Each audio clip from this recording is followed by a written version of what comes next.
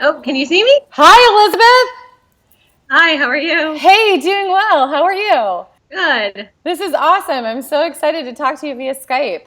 Um, how Yeah, about thanks. how about we start off telling everybody who you are? I know who you are, but maybe some people may not know who you are. So Sure. I'm Elizabeth Carr, and I was the first IVF baby in the US, born in 1981. I know that's so amazing. So how does it feel to be the first IVF baby in the States? That is such a loaded question. um, it I mean, it's not like you has knew been any both, different, right? right, that's true. It's been a blessing and a curse my entire life, basically. So it's been really amazing, and then it's been really ugly. Really? Tell us about that. Yeah. What have been some of Um, the good parts and what have been some of the bad parts? Yeah, so the good parts are, I basically, by default, even though I didn't do anything, I just showed up. My doctors did all the hard work, and so did my parents. Um, I basically get to see all these other people's joy, when they experience infertility and they have a success, and they, wind up adopting or they have a baby or whatever. The downside of that is that, a lot of people look to me for advice, Oh, inspiration, want a piece of my time where I don't even know them. Yeah, nasty things about tabloids have been written about me. And you just I were just showed up born on this earth, famous, right? basically. Right, and I just want to live a life. So it's been both great and terrible. So, has that affected how you feel about social media and like being out there now that things have kind of shifted and it's not as negative in like to be IVF? I mean, 5 million babies have been born via IVF now in the past 40 years. So, it's Right. not as uncommon as it was in the 80s. Right. So I don't think it's about necessarily like a stigma. I think it's more of, I just feel like my private life isn't really private. And that's kind of more the downfall. And I think that I'm in a unique situation with that. I think people going through infertility now have great resources and right. And so many more people are talking about infertility and they have different options available to them, which is fantastic. And that's why, I do put myself out there and talk, and am active in advocacy and education. But, there's that other flip side of it where, I have a Wikipedia page and I didn't write it myself. I didn't create it. I didn't want it. I didn't Can you edit ask for it? it. I can edit it, but then other people can edit it too. I don't Ah, have like the special privileges. So, it's that kind of stuff that's like kind not of, so fun. yeah, yeah. So, would you say that your childhood felt normal though, or was it always like you were in the limelight in the eye of the public? Well, I mean, that was normal for me, right? So, my first press conference was 3 days old, so that was normal. Um, but as I got older and I had, I wanted a little more privacy. Um, I can remember going to a grocery store and standing in line with my college roommate as we're trying to figure out what we're going to buy for like dinner that night instead of going to the dining hall. And she flips through this tabloid and she's like, "Oh my God, Elizabeth, that's you." And she was like, "Oh, I have to buy it." And I'm like, "Whoa, whoa, whoa. I'm right They here. didn't, you're right. They didn't interview me for that. None of that's accurate. And you live with me. Like, wwy would you buy that?" So, Right, right. it's Hmm. just a weird thing. Yeah. But I realize that's just kind of part of who what my life is, and so it is like normal, quote unquote. And I also understand that that if I can help anybody and Hmm. I can speak out, tell my parents' story and my story, then that essentially lack of privacy is worth it. Right. And your parents were very public from the get-go. I mean, they weren't trying to be secretive about your birth. And so was that very much a part of what they told you as a child when you became a little older to understand?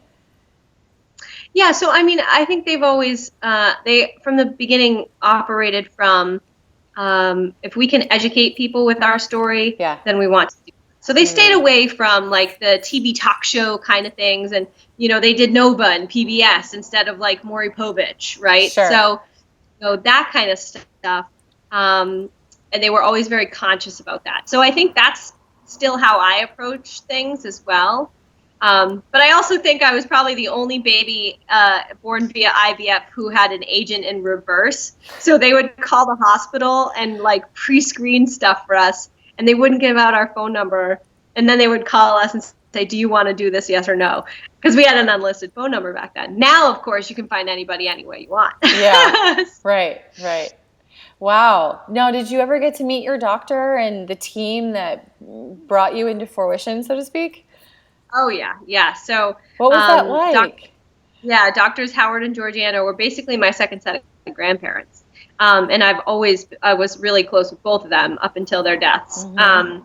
So, they weren't my doctors, they were family. Yeah. And, the whole team, I mean, down to the nurses, the nurse that we joke put some like Jerry curl in my hair for one of these baby photos. Doris, who's amazing, and then Lucinda, who I affectionately growing up called my egg lady because she was the lady who like babysat my egg in the incubator, and like so I know all these people. They're just my family. Yeah. And then have you ever wanted kids yourself, or do you have children? Yes, I have a 5-year-old boy, Exciting. and I had him the normal way. Because my mother's infertility actually was caused by a botched appendix surgery. Oh, so she had scar tissue that got in the way. But other than that, she was perfectly healthy. So she was kind of like the perfect candidate for that first, go around of IVF. Are you the only child from your parents? Yes. Yeah. Okay. I mean, if they had tried again, it would have been like buying 2 brand new Ferraris in a year, right? Back then, especially. I mean, it's expensive, but I think in 81 it was even more so. Right. And so you have a son, you said? Yes. Son, so your son, has he really grasped how he has a famous mom, or? No. I mean, he's 5. He's going to be 6 soon. So he doesn't really understand. When I spoke at a Resolve event, probably a year ago, he knew that, he was coming to New York with me, and he got to stay in a hotel room and have one of my friends, play with him while mommy was down. Right. Well, mommy was down the street, in a cocktail dress at a gala party. Yeah. Speak. And so he gets that part of it, but he doesn't understand. He's still too young to understand the context of what that actually is. Right.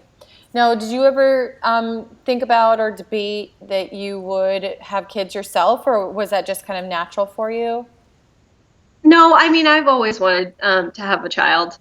Although when I was little, I thought that everybody had IVF babies. It didn't dawn on me that it wasn't like the preferred method to have children. And so, in my brain for a long time, I just thought, oh, well, I'll have an IVF baby, and just like I was an IVF baby, and that's so cute. Well, that's really fun. Well, thanks so much for giving us, some background on who you are and all the new things that are coming down the pipeline, like possibly pulling out PC cells or precursor cells from the ovarian lining, or egg freezing that we have these days, and all the technology that's coming down the pipeline. Yeah, absolutely. I mean, there's so many more options now and possibilities for women. Basically, like when my mom went through everything, they retrieved one egg and they put one egg back, and I'm the egg. That's it. And if it failed, then that was her shot. That was it. But now there's so many different possibilities, and the egg PCs are really a fascinating potential.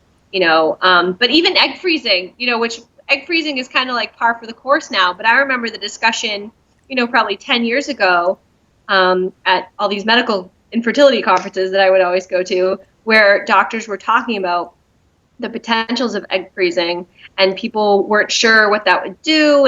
And so, the conversation kind of always has to evolve. And so, the people who thought that IVF babies were going to be genetically just like freaks of nature, that whole discussion has kind of evolved. And now, as you said, there's more than 5 million in the world of IVF babies. And so it's interesting to see how not only the technology advances, but how the conversation advances. Yeah, that's a good point. Have you ever thought about going into medicine? I mean, I know you're an active writer and. No, I am terrible at science and math. I am fascinated by science. I like to read about it. I like to translate it into English as a writer and explain to people how things work. But I do not have that skill set. I'd much rather interview a doctor about how they did it than actually have to do something myself. Yeah.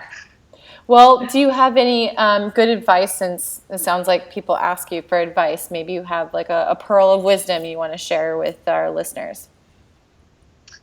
I think the one question I get asked most frequently for people going through infertility treatments is, how do they tell their children when they finally are, either make a decision to adopt or, go through surrogacy or go through IVF or whatever the case may be.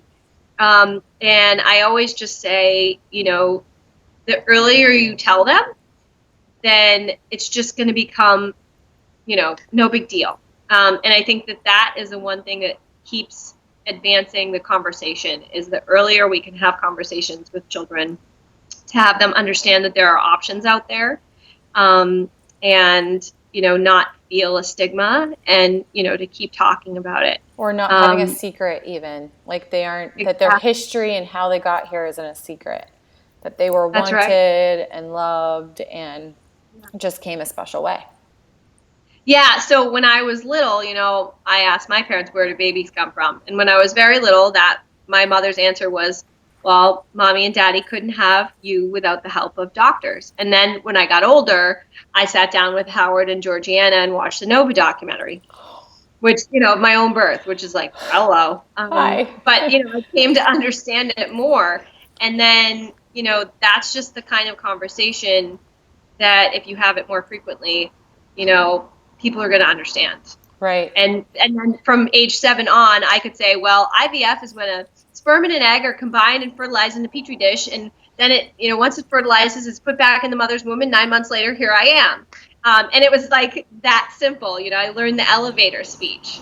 So it made it accessible to people. Very neat. Wow. Well, you're very inspirational. So thanks for telling your story. Of course. Thanks for having me. Bye. Bye.